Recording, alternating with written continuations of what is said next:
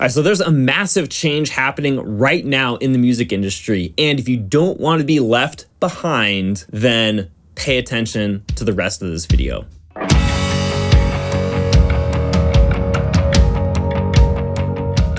Hi, my name is Tyson. I'm a mastering engineer here at Dinosaur Dog Mastering.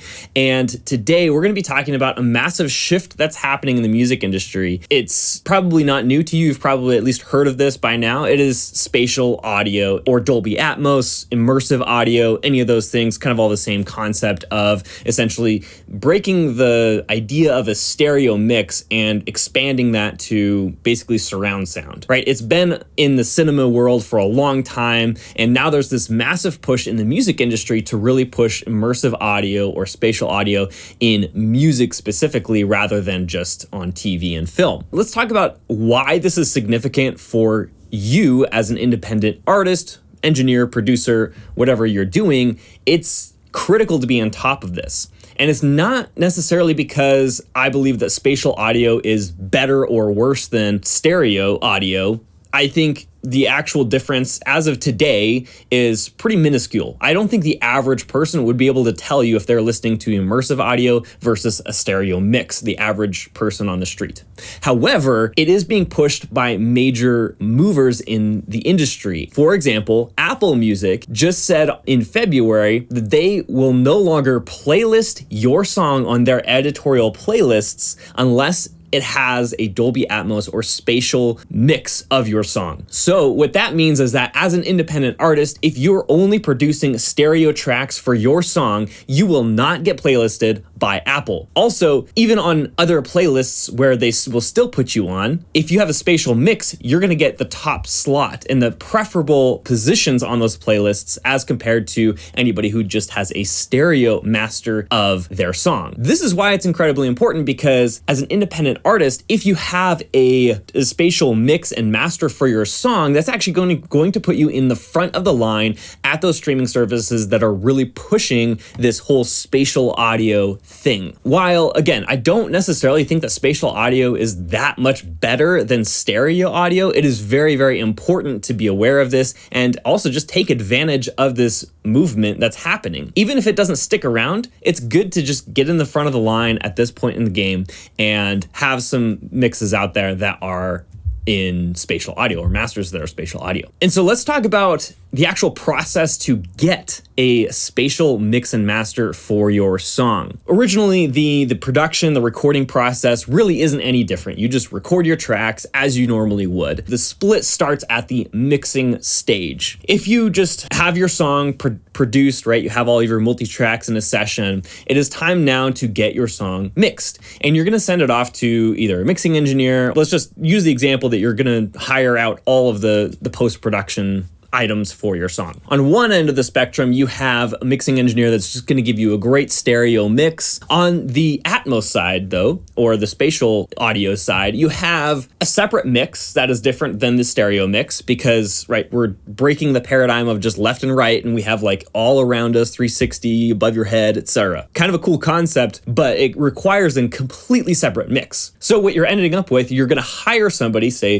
you're going to pay them $350 to get a stereo mix, and then you're going to pay somebody else another $350 or $400 to get a Dolby Atmos mix for your song. So now you're already in $700 or $750, and you haven't even gotten anything mastered yet. And then you go to the next stage, and you have to buy two separate masters for your song as well. You have to get the Dolby Atmos version mastered, and you also have to get the stereo version mastered. And hopefully you have to do one first, approve it, and then make sure that it matches the Dolby Atmos version, because you don't want these songs to sound too different, because they should be the same project. They should have the same creative intention behind them. Right now, as an independent artist, it's very scary to be in this position, because you're essentially forced to either shell out twice as much money as you ordinarily would, or spend way, way more time mixing your stuff yourself, both in stereo and Dolby Atmos. Okay, so one thing that I want to reiterate here is that I don't think that spatial audio is really necessarily going to change the way we listen to music as it stands today, because there's not very many great solutions, especially for mastering in Dolby Atmos. They have their own mastering suite. It sort of works, but there's definitely ground to be gained. And so I don't think that at this point in time in 2023, spatial audio is actually that much superior than a stereo mix. With that in mind, what we do want to do is we want to have both mixes available to release. Again, as I said, Apple Music especially is really pushing this whole spatial audio thing, and they self-reported that 80% of the users on Apple Music are listening to spatial audio rather than stereo audio. I think that number is slightly inflated, but at the same point in time, there is still a significant portion of the Apple Music population listening to spatial audio rather than stereo audio. And if you're not releasing a spatial version of your mix, your name is being left out. You're not going to be able to be on those playlists. You're not going to be able to get those fans. You're not going to be able to get those streams. If you think, that's okay, I'm just focusing on Spotify, Spotify is also moving in the direction of having more immersive audio formats on their platform, just to compete with Apple Music because they're hyping it up so much. We have to decide, do you want to be a late mover in this space, or do you want to get in front of this and take advantage of all the opportunity that exists right now? I think that there is a solution to have an immersive audio format for your music without having to get two separate mixes, because that's the most costly either time or money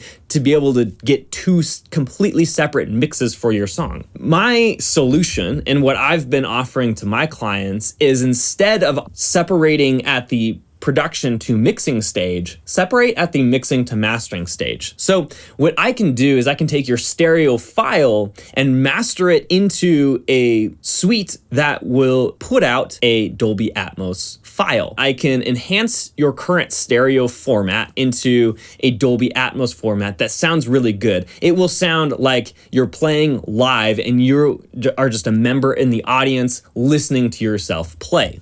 That's essentially what the master will do. And so it sounds good. Again, I don't think that Dolby Atmos has really caught up to the point where it's better than stereo at this point in time. So I think this is the best solution, especially for independent artists who are on a budget. You can get your file mastered and then also mastered into a spatial audio version as well. So then you have both options. You can release them together, and ultimately you're going to end up giving yourself the best advantage without having spent very much money in order to get both versions of these mixes together. So if you're interested in getting a spatial master for your song, then you can go to dinosaurdogmastering.com. In terms of the future of how this is going to look, I don't really know. This is a very quickly evolving field in music in general, always has been. And so I don't think that stereo is going to go away. So you're always going to have a stereo mix and master for your song, as well as, for the time being, it looks like you're also going to have a Dolby Atmos or immersive audio experience as well of your mix and master. So this is not a thing that's going to go away. I think it is going to evolve quickly though.